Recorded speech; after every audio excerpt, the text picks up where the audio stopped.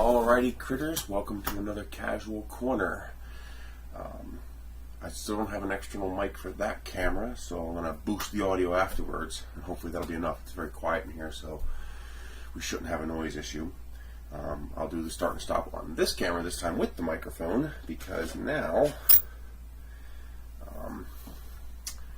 I have an app to control that camera, so it doesn't I can start and stop it without having to use the action camera, so I can get better quality video. Today we are going to open up the Aurora A5 and you guys get to watch it uncut. So now I'm going to begin.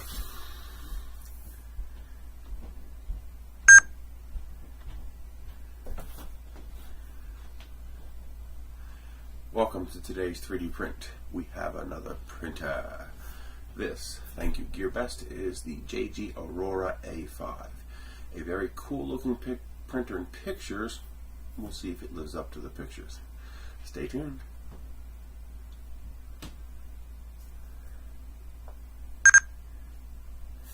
I've learned that I need to stop moving before and after I do a clip because it makes it a lot easier to cut those clips in the Filmora software. So yeah, let's get into this. New printer, new printer, new printer. This is an A3 sized printer, an i3 sized printer, but it has a 300 cube print volume. So it's basically a CR10 minus 100 millimeters. So we'll see. Angus got one and he wasn't that impressed with it. He said there's 3D printed parts and hot glue and stuff everywhere, so hopefully I have a slightly better one, or hopefully it's not as bad as he hoped, because I kind of had high hopes for this printer.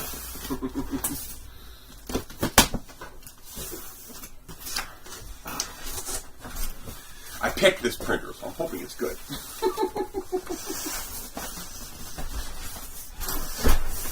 Jesus, big box.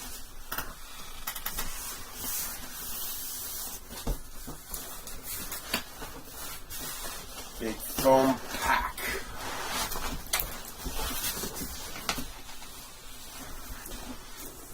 Oh yeah. So they must repack these because these boxes get turned inside out. If you look inside, I don't know if you're not going to be able to see this, but if you look inside, it says Aurora in there. So that's interesting.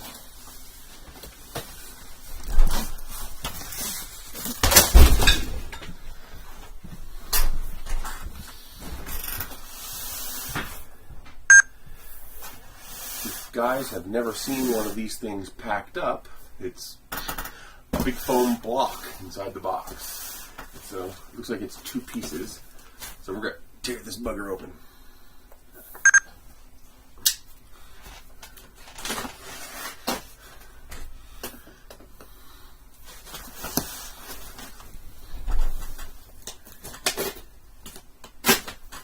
Oop, it's already trying to peek out.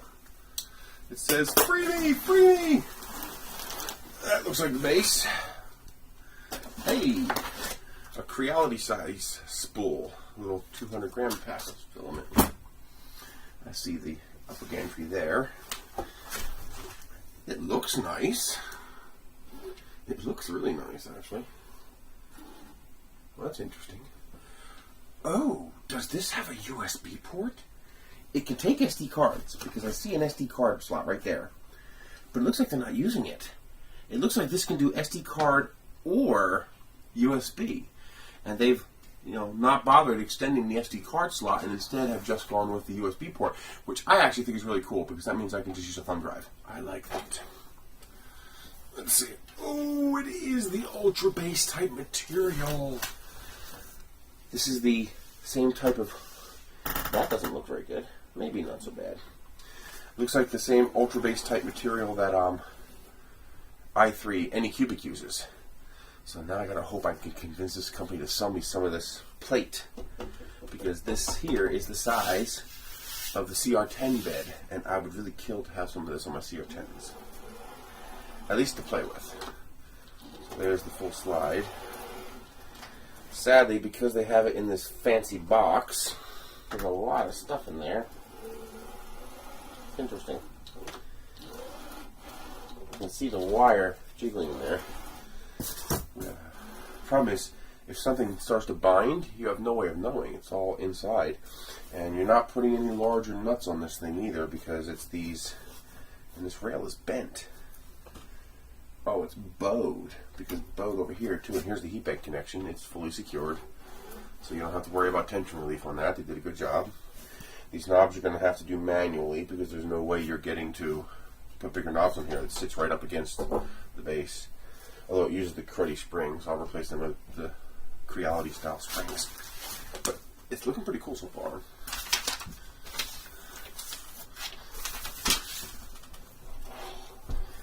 What if you got a different printer? 'Cause I don't see no hot glue or anything like that. Ooh, plastic pouring levers are going to love this. It covers the whole front of the machine. Put up the second slot, and that should be the gantry and the goodie box. I think I'm just going to tip this over and lift it off. Just like that. Spool holder. Nice one, actually. Well designed, although it looks like it's a little short for a kilogram roll.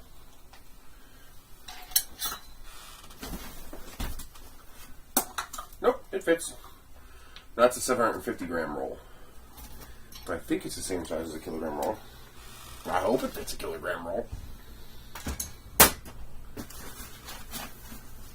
I'm guessing goodies box. We'll get to that in a minute. Alright, ditch the foam. The gantry looks pretty cool. Lighter than I thought. I thought it would be heavier. Okay. Thank you.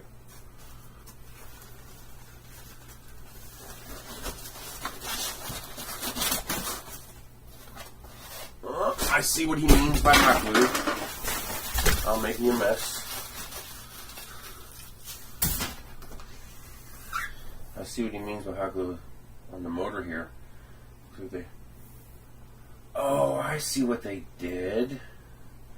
That's actually a good thing. They just didn't do it very well.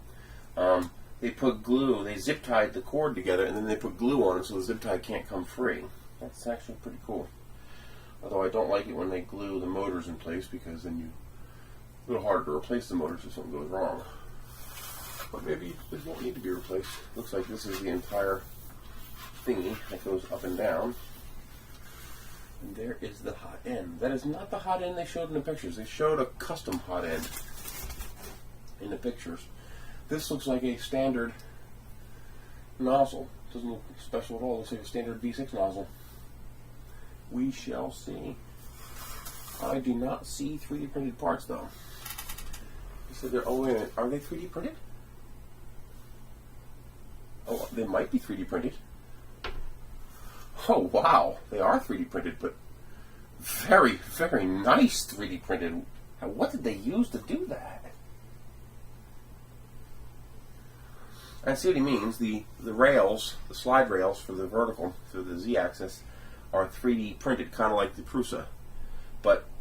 And the fan duct here is 3D printed. Looks like a good one. This little mount here is 3D printed. But whatever they use, this one's a little rougher than I would expect, but some of these are really nicely 3D printed. Or they just used a really good plastic. But they are 3D printed. Which is not a big deal. I really don't have a problem with 3D printed parts. If the parts work, I don't care. I just don't care, as long as the parts work. Okay. Interesting. So let me turn this to face the camera. How does this get power? In the back. Nice. So like the i3 Mega, it has quick connects here for your cables. That kind of worries me. Oh no, that's going to be on the gantry, so that's below this, so I don't have to worry about that catching. That's kind of interesting. The bed connection is totally captured and secured. This is not looking too bad to me. I mean, then again, I'm probably not used to the nice kind of printers that Angus is used to. He's got some nice stuff. He's got those up boxes, and he's got a Prusa, and oh yeah, eventually, one of these days, I'll have one. Okay.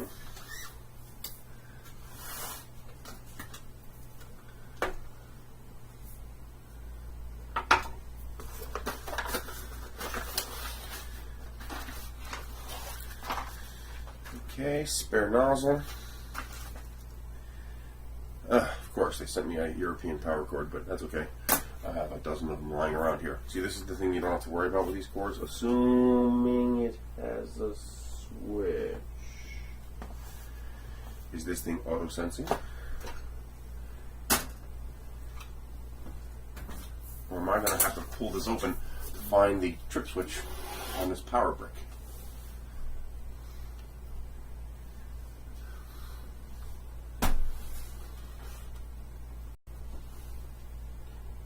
Oh wow, it's auto-sensing 110, 220? Really? That's kind of cool. Here's your inputs. It is 24 volt power supply. I can see that in here. 24 volt, 14.6 amps. So maybe that means we won't have a problem with the heat bed, because this is supposed to reach high temperatures. I need a flashlight, because there's an access. Oh, there it is. So there is a switch in here. Very good. So there's a power supply switch, and now it's 110. No, it's not.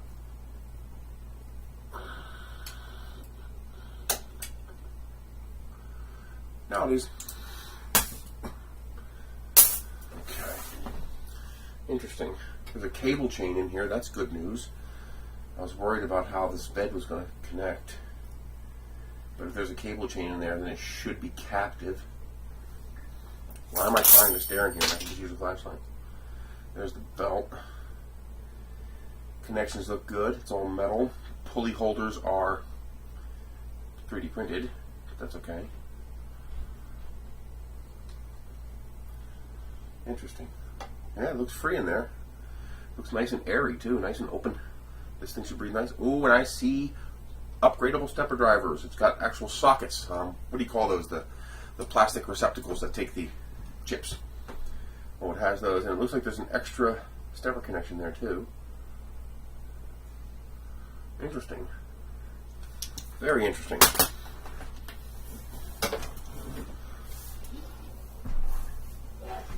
This is for your stepper motor, your Y-axis in the background. Okay. Very good. So far, I'm liking what I see. Assuming it performs. Because if it doesn't perform, it doesn't matter, does it? Screws, most likely to install the gantry. Interesting. Another sample of filament. A couple of Allen keys. This is largely assembled, so it doesn't need very many tools. USB cable.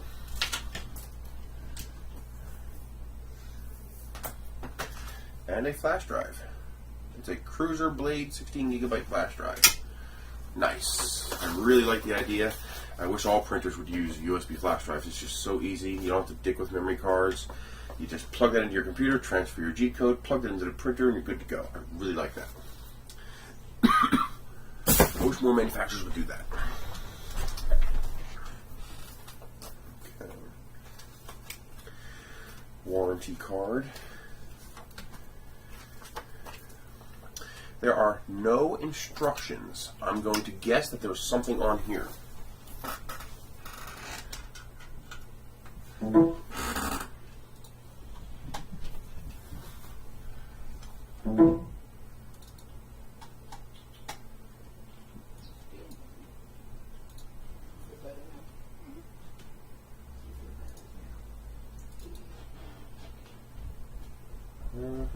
SanDisk secure access. Looks like it's a legit SanDisk.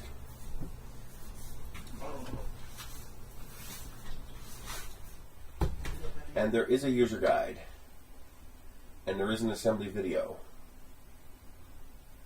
And it looks like there's a JG Create. I'm going to guess that's Cura.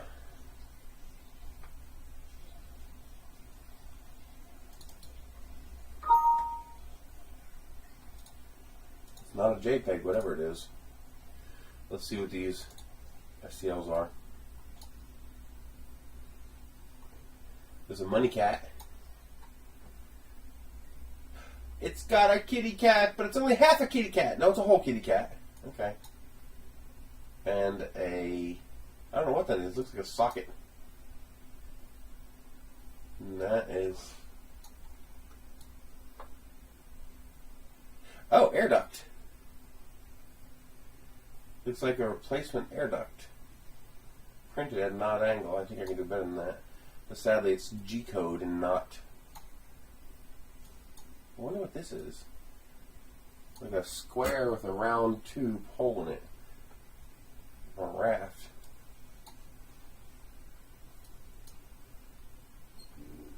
But we do have a kitty cat.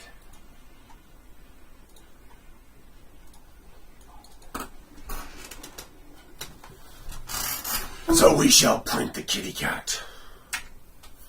You have to print the kitty cat. And maybe, just maybe, I'll feed it some vertical gray. Yeah, I think we'll do that. The kitty cat's going to get some vertical gray. Why not go all in? Alright, time to start the video for the other camera. Hey!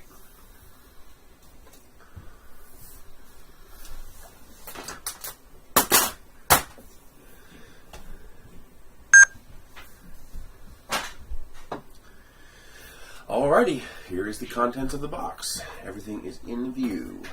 This is the gantry. You're looking at the back side here. It's actually very clean. You can set up here, JG Aurora 3D printer, and this whole entire assembly comes down. That's your gantry. It uses a similar construction to the i3 Mega. It's got these cables that plug into the side here. The bed is built into the base. This is all assembled. All I have to do is, I believe there'll be 4 screws. Screw this into this and I'm done. I believe that's all there will be to assembling it and plug in the cables. It came with a spool holder. It'll hold a 750 gram spool, but I'm not sure if it'll hold a 1 kilogram spool. I'll have to check that because it does look a little short. Okay. It came with this little sample of filament, I think. I think it's filament. A little tiny sample, but it also came with what Creality includes with their CR10s, a little 200 gram spool of filament. This is fine. I mean, it's nice to get a kilogram spool, but I'm happy if they include a spool like this, because at least that's a generous amount of filament you can actually make some prints with. Standard full-size A USB cable, which is good. Spare nozzle, screws, I'm assuming to screw these 2 parts together. Warranty card, Allen keys, European power cord, but that's not the company's fault. That's Gearbest. They sent me the European model, but that's okay. It's a standard C13, of which I have about 500 of them. So I got plenty. That's not a big deal. I'm never worried about that. Now this is the interesting part. It came with a 16 gig and looks like a genuine SanDisk Cruiser flash drive. It's not an SD card adapter. I looked. There is actually an SD card slot on this board that's inside here. But it also has a USB port. So you can actually plug a USB drive into this to put your G code on there. That's awesome. Very, very awesome. I really wish more manufacturers do that. And color touchscreen. Okay. So we're going to do the plastic porn for people who like that. Here it comes. Oh yeah, big piece for you guys. There are 3D printed parts. Not many. Nothing critical, I don't think. And the 2 critical parts, these bearing blocks, the blocks for the verticals, just like the Prusa actually. They look just like the Prusa. That style, those are 3D printed. Very, very well 3D printed, I might add. I don't know what they're made of, but it's a very nice, smooth plastic, and they're very beefy. I don't anticipate a problem with that. I'm okay with 3D printed parts as long as they're well done, and as long as they're not load bearing. The whole entire printer is metal, so I'm okay with that. Here's the really cool part. This feels like the ultrabase from Anycubic, but this is 305 to 305. So if I can get them to send me pieces of this, I can put this stuff in my CR10s. That would be cool. So we're going to get into it. This does have a cable chain inside here. There is a hole in the back that shows you the back side of the power supply. It is a 24 volt, 14.6 amp power supply, and it does have a 230, 110 switch in the back. Standard C13 cable power supply. It's all fused. I don't know if it has a that thing, MOSFET, I think you call it, to Probably he had no idea. Maybe one day I'll open this up and look, but there was a cable chain inside here as well. The wires look like they're all neat. Nothing's going to tangle. It's linear bearings, so it's you know, you can hear the bearings rolling. So just like what's on the wad hub duplicator, but it does seem to roll smooth. I don't feel any binding or anything. This looks fine. I see no problems. It's got a nice big metal bracket at the top of the extruder motor here that has the smooth rail and the threaded rail. They look pretty beefy. I'm impressed by that. You see it's a big giant aluminum plate in here that the stepper is attached to. So it looks like the load bearing parts are made well. So we shall see. Stand by while I assemble this.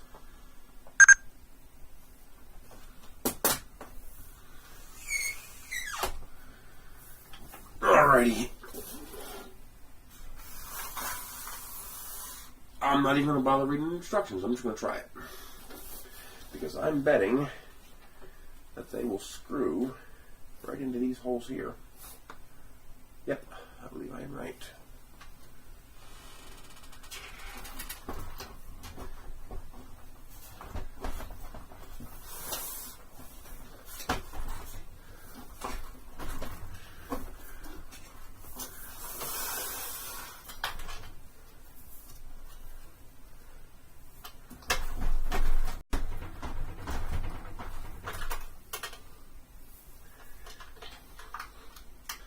I believe that really is that simple. Kind of tip this on the side. I believe it's strong enough to hold that. I see more hot glue in there. This is a metal frame, but it's got these plastic inserts on the side. And I see it being held in with a little bit of hot glue. I think that's what he meant by hot glue. And to be fair, I'm okay with that. But it just doesn't bother me very much as long as it's non-structural, non-critical, you know. I'm okay with that. I care about reliability and performance. There we go, it's all the way down. Looks like the Z spreader cable was exposed. So pretty. Thank you. Yep, that's where the screws go. I imagine there is an instruction manual and video for assembly on the memory stick. So I imagine this is actually all explained on there, but I kind of like to just go at it. Try not to cut myself like I did there.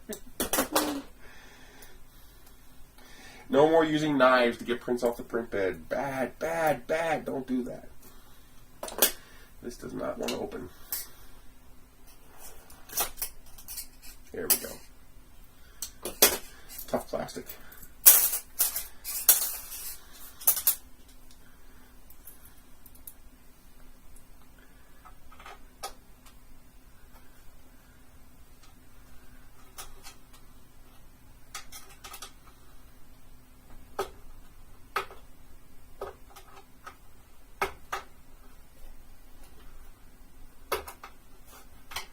Alright, what's the problem?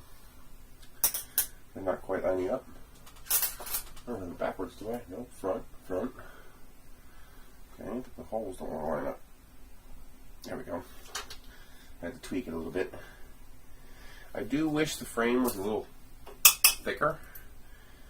I mean, I'm able to bend it with my hands. It would be nice if it was just a little beefier.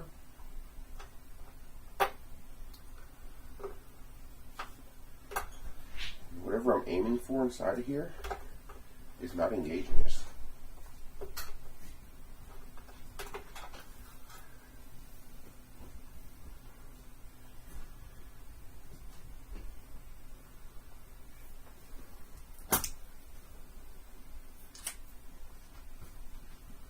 Oh, it's supposed to just thread right into the frame. So why isn't it engaging?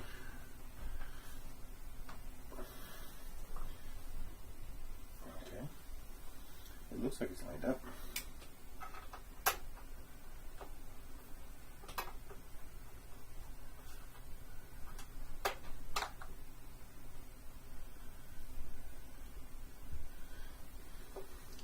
There we go.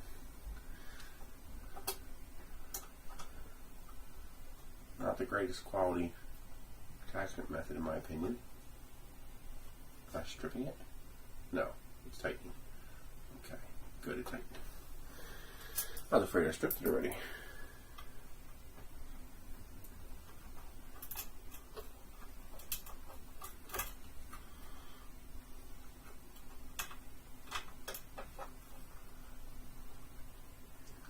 See, this one's going in easier. They are a little tough to go in, like the threads aren't the cleanest in the world.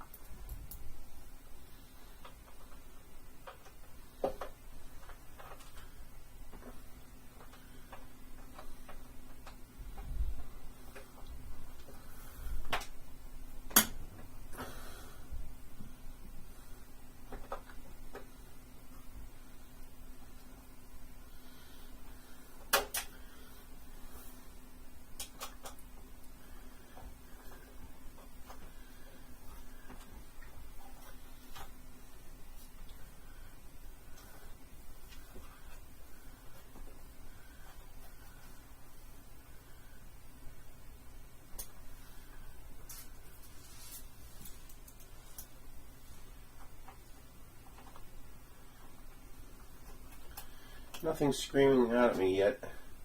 You know, bad, bad, bad. I mean, I like what I'm seeing. It's got something called Gearbest for the main board. Whatever that means.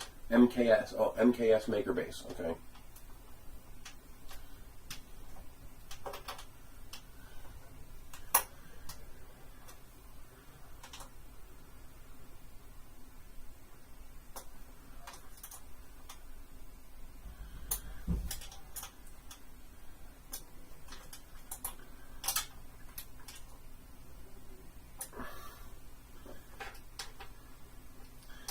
Might as well check the rest of the screws.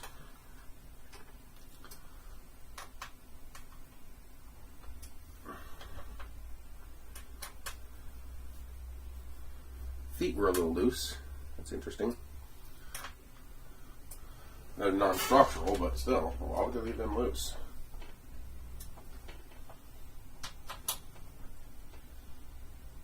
Okay. These structural bolts are all tight.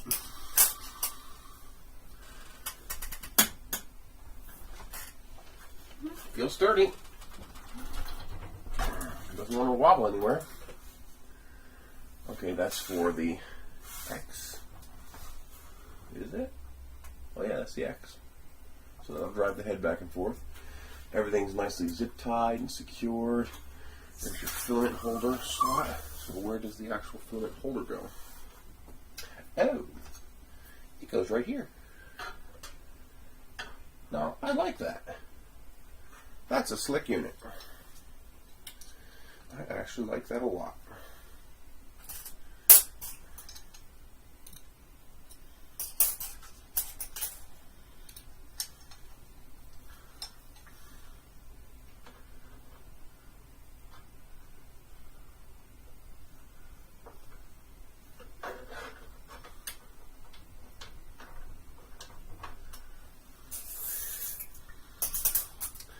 I do hope that is compatible with a kilogram roll.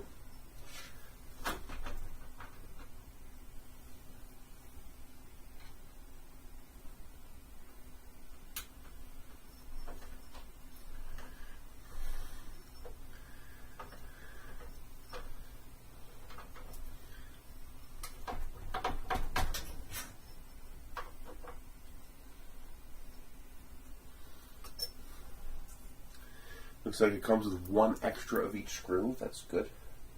So if you drop one and lose it in the carpet, you've got one extra shot. So don't blow it.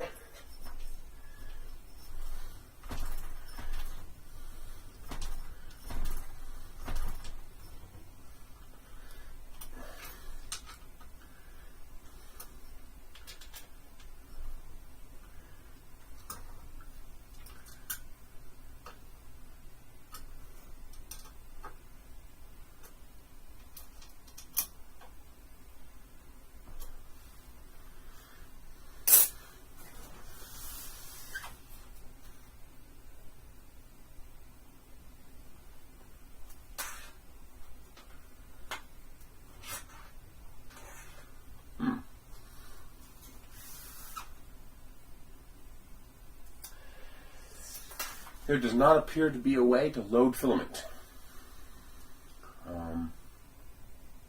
It looks like it's captive. Now how does this work? Okay, there's my Bowden tube. Wow, that's a hell of a Bowden tube. I guess it kind of makes sense. It's got to go up and all the way down, and it is 300 millimeters tall.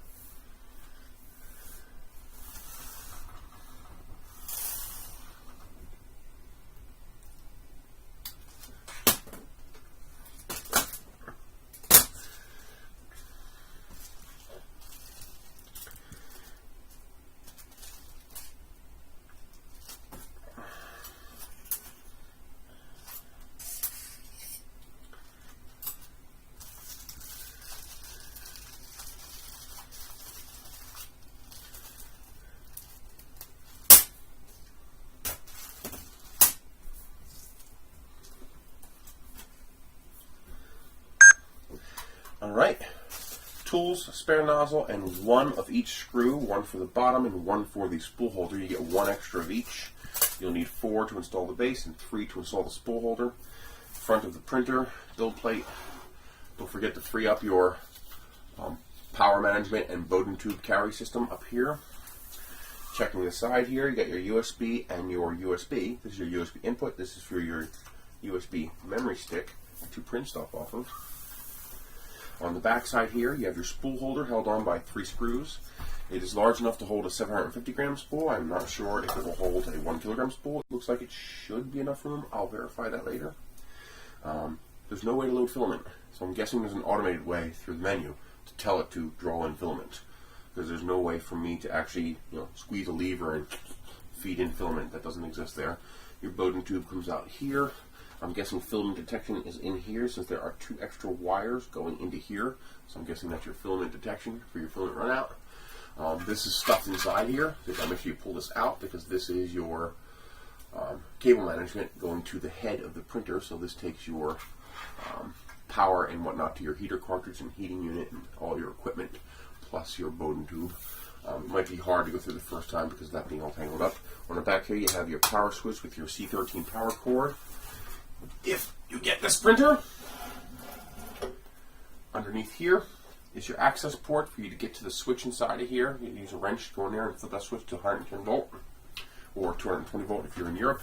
Don't get it wrong. If you're in the US, you're safe. If you're in Europe, you are not safe. Alright. And then also over here is your 3 connections, just like the Anycubic i3. The wires are already sitting here. You just plug the 3 wires in. I believe that is it. This goes to your X stepper. It's all secured. It runs underneath. Be careful when you're installing the gantry that you do not trap this wire. It goes outside the gantry, not in the gantry. That's it.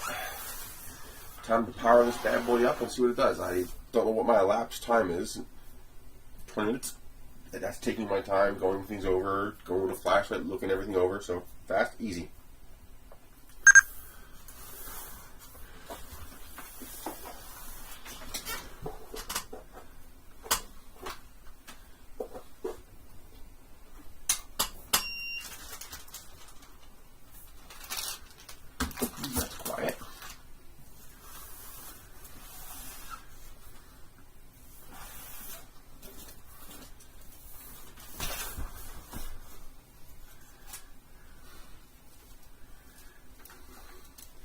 Let's load some $50 a kilogram. Oh, that hurts, but it's so pretty. It's $41 for a 750 gram roll, which is what, roughly 50 bucks a kilogram. But this is Filamentum Vertigo Gray, and I also got a box of Vertigo Galaxy.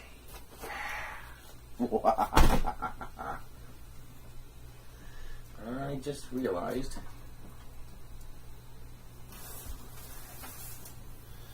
let's see,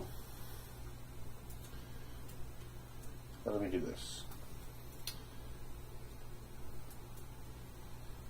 Set, change, in, heat.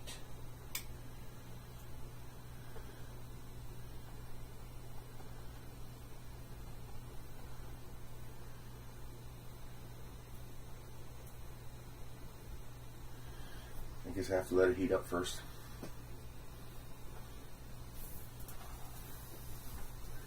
I can get to it from there. It's good.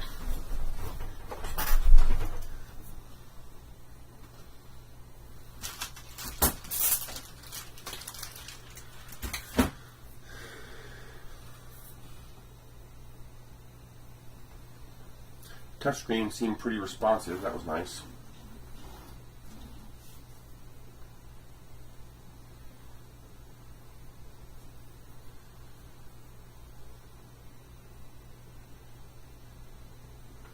Heating up pretty fast, reasonable amount of time.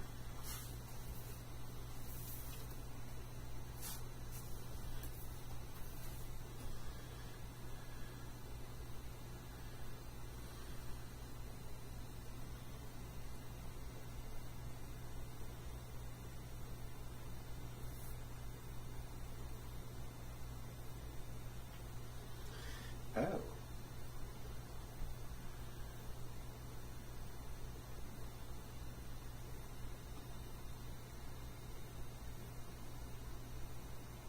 Nope.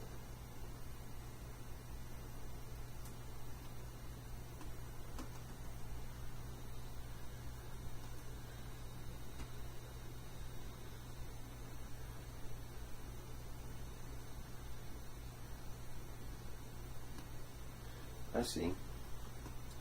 So you can tap, you have extruder. I thought that was extrude, but that's actually switching between extruder and bed. Here's your plus and minus to increase or lower the temperature. They're backwards. Plus should be over here. Minus should be over here, at least in my lexicon. So extruder's up to 200 already. Bed is 17 and climbing. Seems a bit slow on the bed. Seems really slow on the bed. Then here is this close. Don't make that mistake. Close turns off the extruders, the heaters. So you don't want to whack that one. Okay, it's starting to climb now. Back. So in. It says temperature too low. It's not too low though.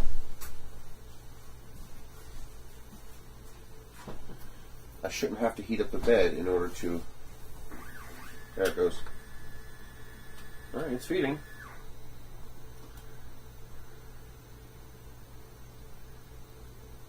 Go. That part was a little slow to respond.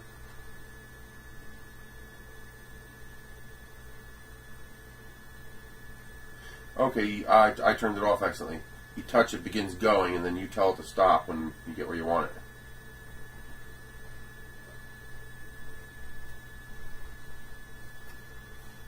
Let's leave it alone. Noisy little bugger.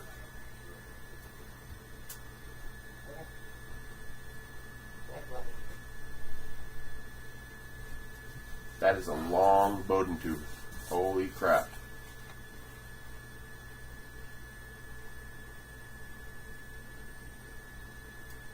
I think it just hit the curve. It was not happy about that.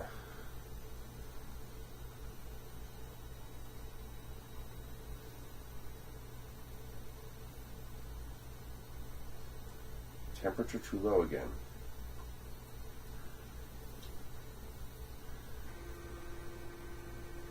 There it goes.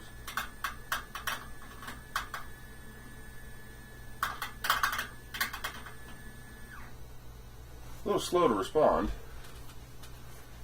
It was chewing that filament up too. Mostly because it was going too darn fast. Okay. Back. Wi-Fi fan. Change filament. Continue. M off. Motors off. That bed's heated up.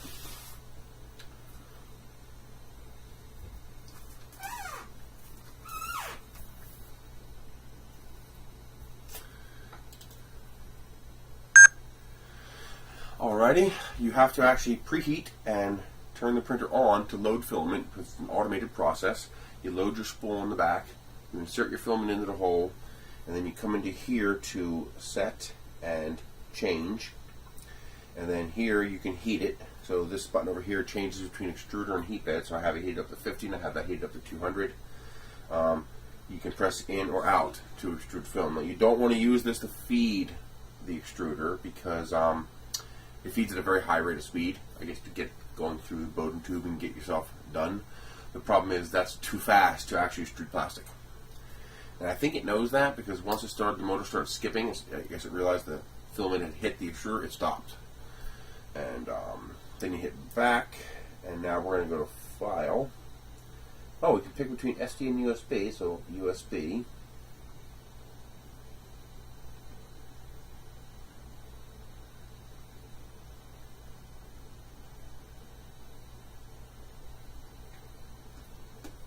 It's not doing anything. Oh, there, did something. Oh, also off angle. Hang on, I'm going to wait for this thing to get active.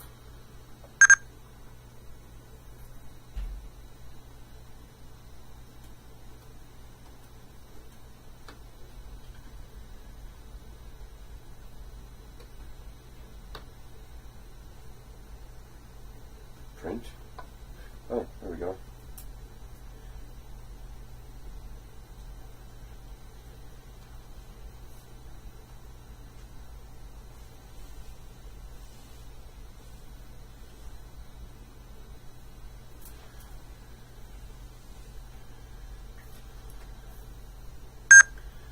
So from your main menu, you can hear the printer now. The only fan that I hear going is the fan for the hot end.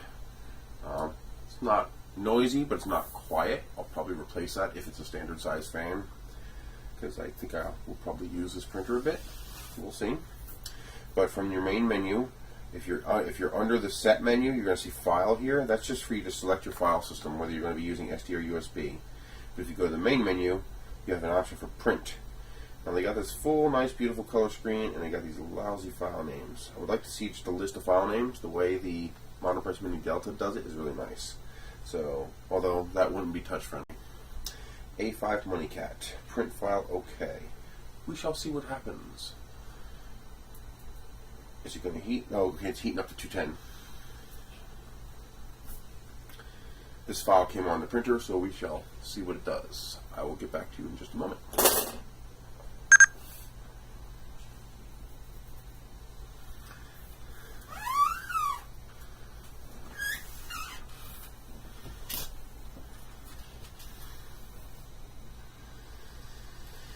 Alright, it's reached both temperatures, so it should start doing its thing. There it goes. Well, that's pretty quiet. That's pretty noisy.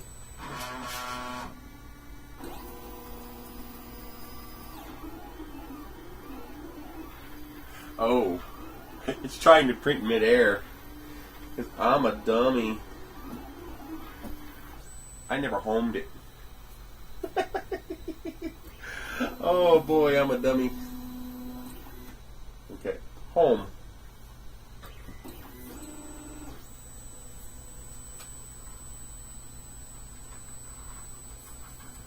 It likes to ooze a lot. I mean, a lot of oozing.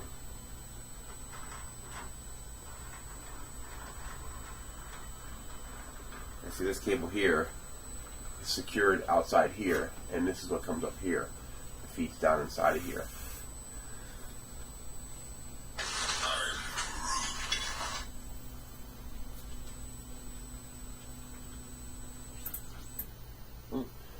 That's pretty close to level. Let's see what the level function does. Okay, you got the four corners.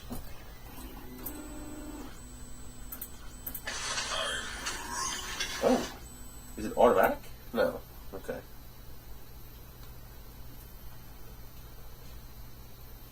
So it's the assisted level. You hit number 2, It lifts and moves just like the tornado does.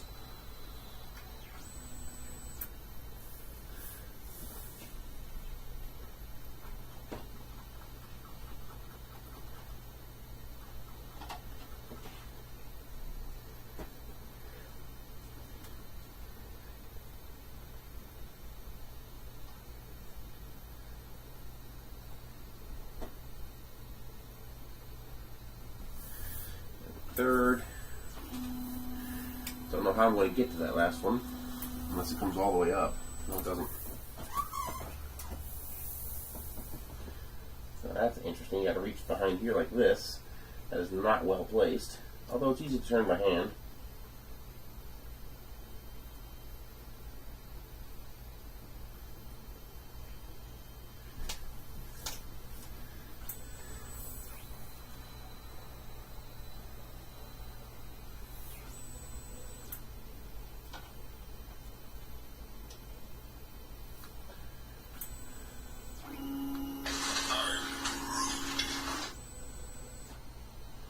Ooh.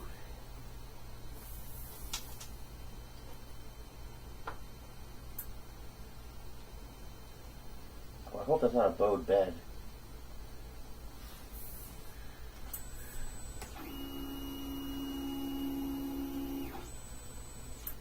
Nope, that looks good.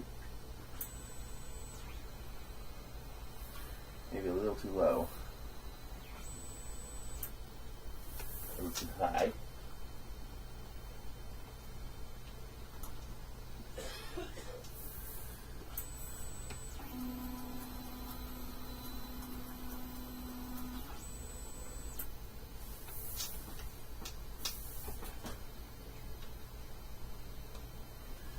Good.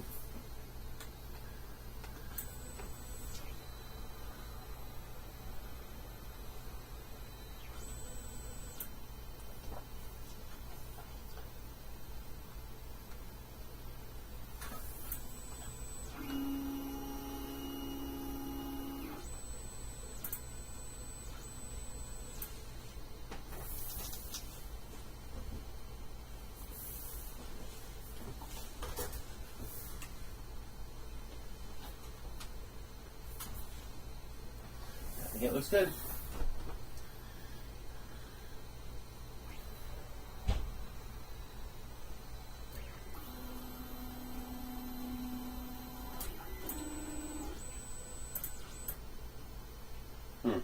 I think there is a bow in the bed. Slight bow, but a bow. Let's try printing the cat. Oh, the heater turned off. That sucks. Okay, turned off. The nozzle was cooling down, but not the heat bed.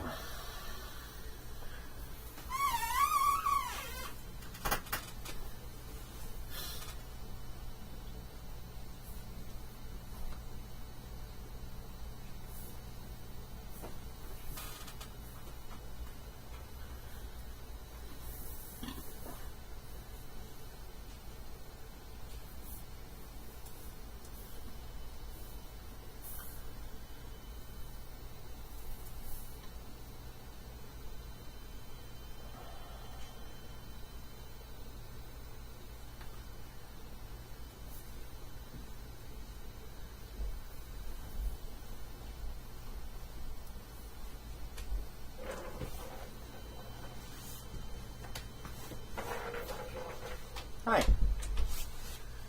Seems pretty nice looking. If it works as well as it looks. You still record? Yeah. Generic one there. Not the other one. It came with a money cat. So of course I have to print the cat.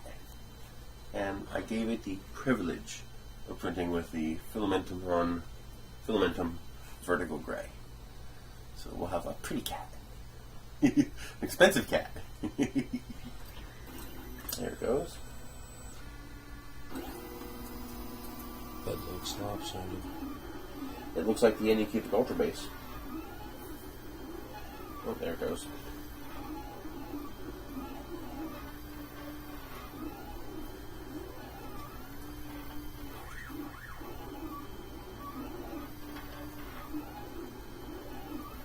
Pretty quiet.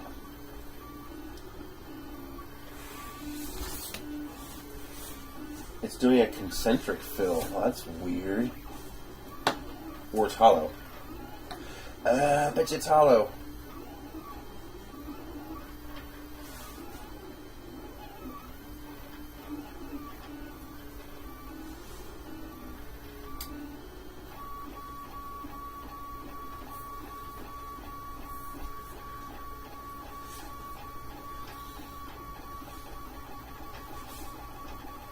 Going?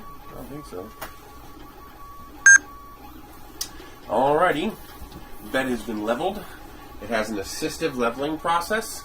So you press, first, second, third, fourth, and fifth points. 1, 2, 3, and 4, and center. And you go through that once or twice to level it. I would go 1, 2, 3, 4 twice, and then do fifth, and tweak as necessary. It appears to be similar to the ultrabase. It's on the Anycubic i3. I hope it is, because that'd be nice to have for my CR10s. But it has a money cat, and I gave it some filamentive is it? Yeah. Filamentive vertical gray. So we shall see how it comes out. You can hear it's actually pretty quiet. The printer's not nearly as noisy as I thought it would be. We shall see. I will be back after it's done printing the cat.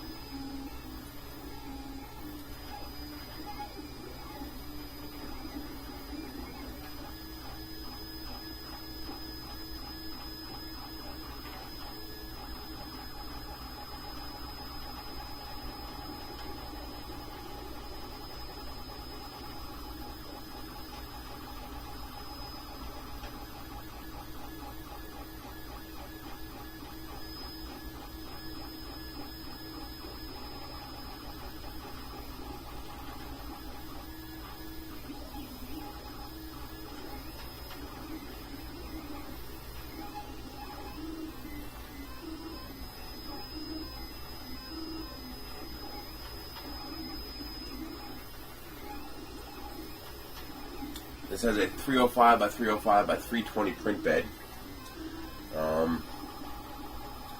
It does look like the Anycubic bed.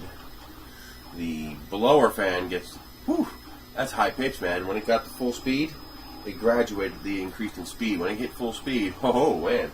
I mean, it's not loud. I wouldn't call this printer loud, but it's high pitched, that fan. And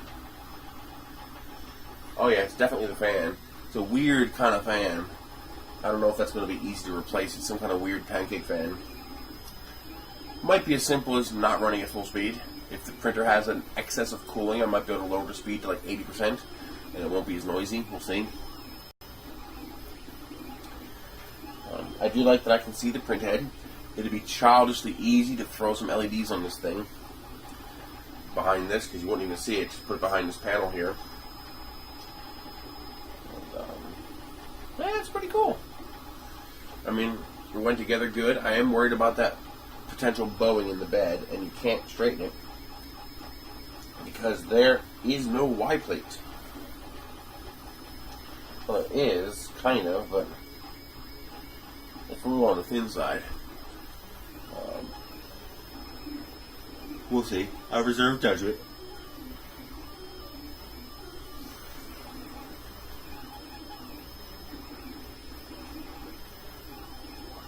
Well, I'm not going to make you guys sit here for an hour and a half watching me watch a printer, so I'm going to stop this video here, and I will restart it when I restart the other video and add them together for you guys.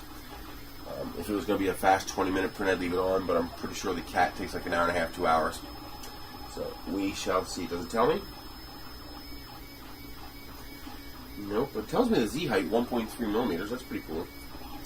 It's been doing this for 7 minutes. It does not tell me. It does not give me a prediction. speed, fan, etc. I like the interface. It's cool. It's nice. I like the clean looks of the machine, but performance is paramount. So we shall see. I'll be back with you guys in a bit.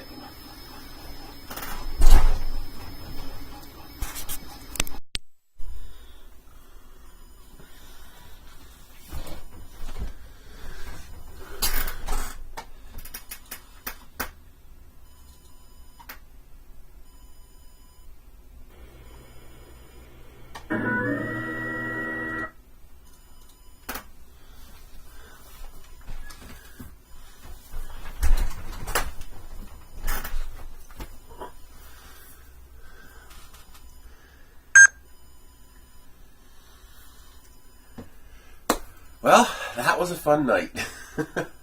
I spent all night attempting to make this printer print and failed miserably. At 5 o'clock in the morning, I gave up and went to bed. What's messed up is that I did manage to get one print to print. One time, just once, I got a Marvin to print. Every other time, it came out like this. Shredded. Like just under extruding, comes apart. Could not get it to print right. Same thing with the benchies. First layer would print okay. Then after that, it would die. But I knew it wasn't the printer. At least not a fault in a printer, because every time I went back to the cat would print okay. And here's the cat, by the way.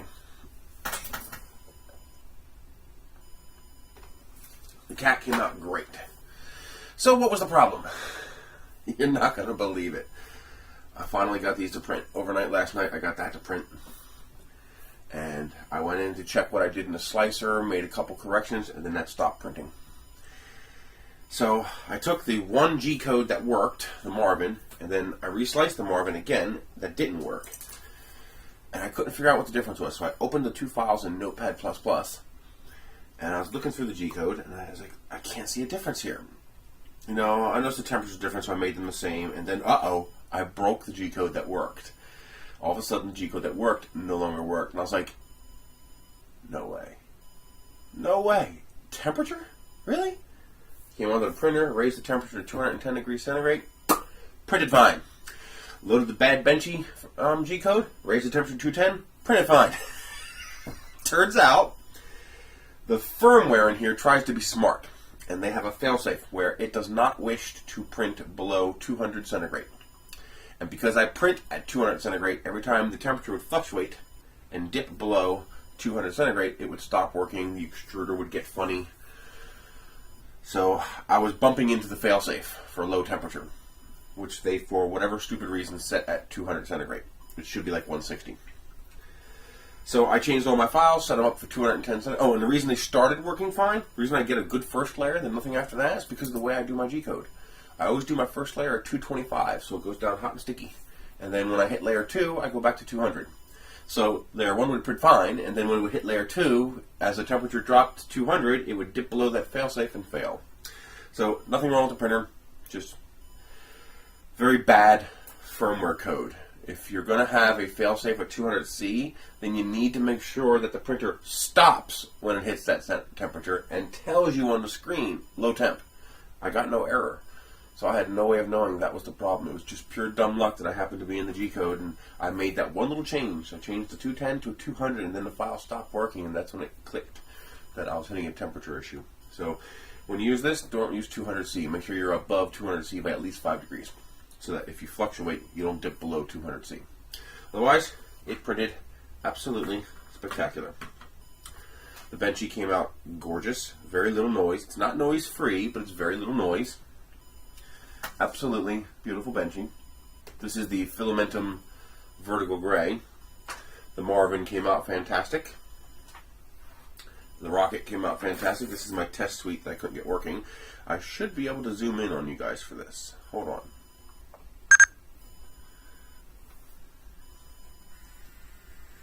Yeah, that'll work. If I push this over here,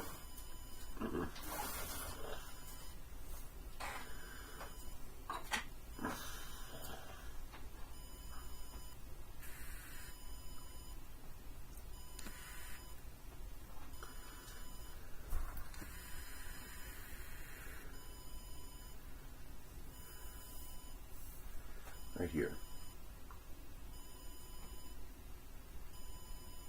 Come on.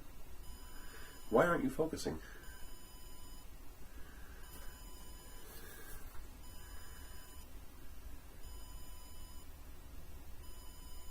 Any particular reason why this damn thing won't focus?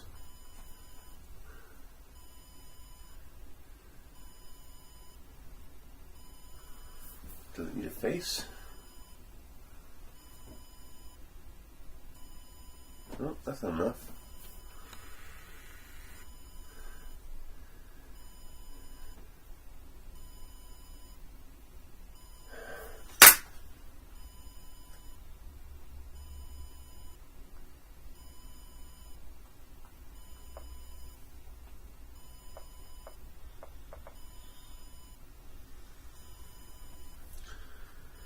I want to focus. It can't be too close. 3-4 feet away.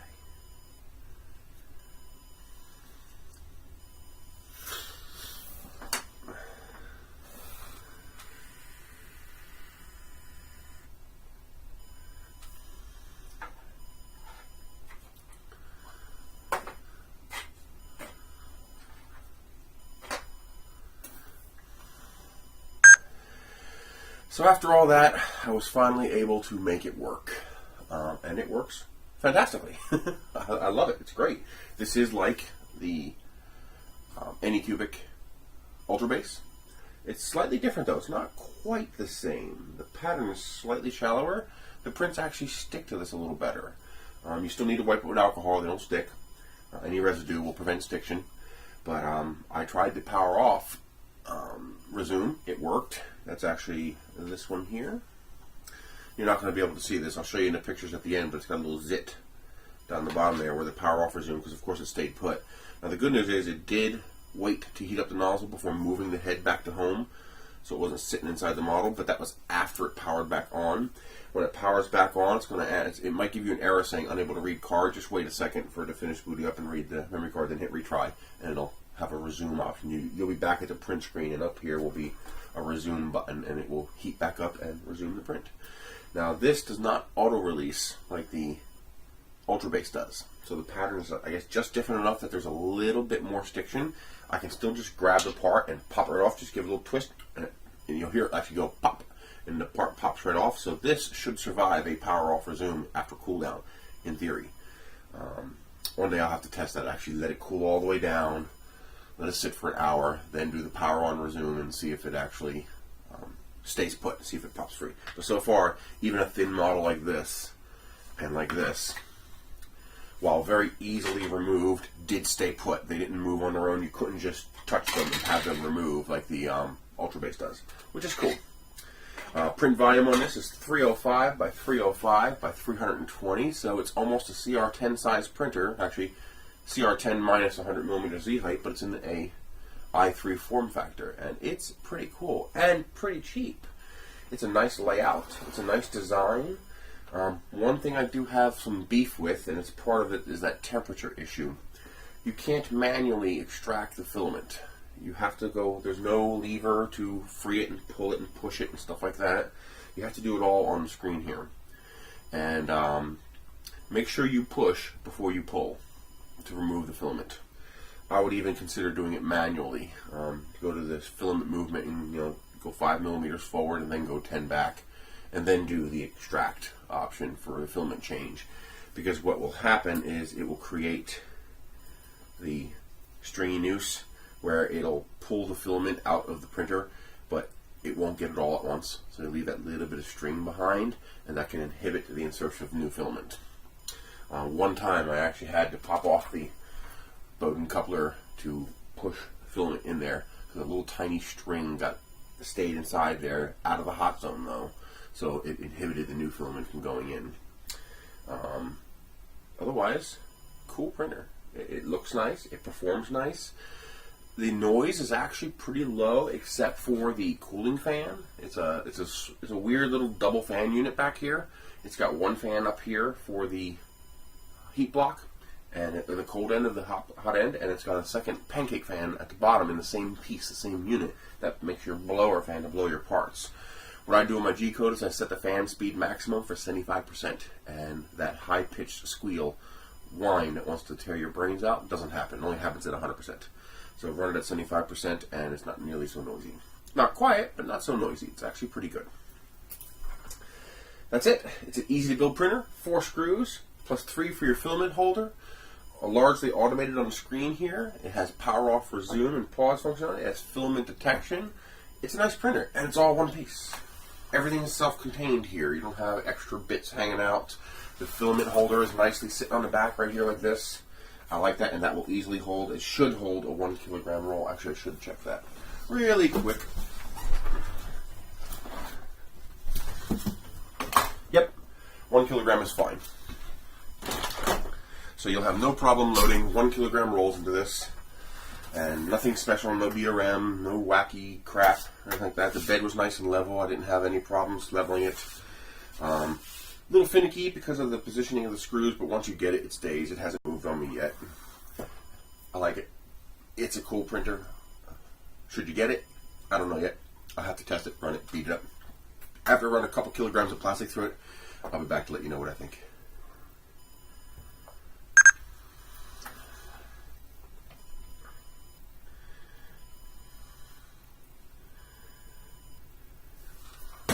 That should be it. I will do more printing with this.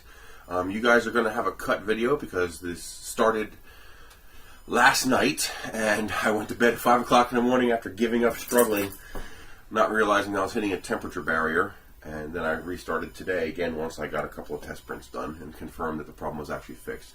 No special scripting like that. It'll take any standard G-code as long as you don't go to 200 Celsius. Because the moment it drops to 199, you start running into problems. So keep everything 205 and up.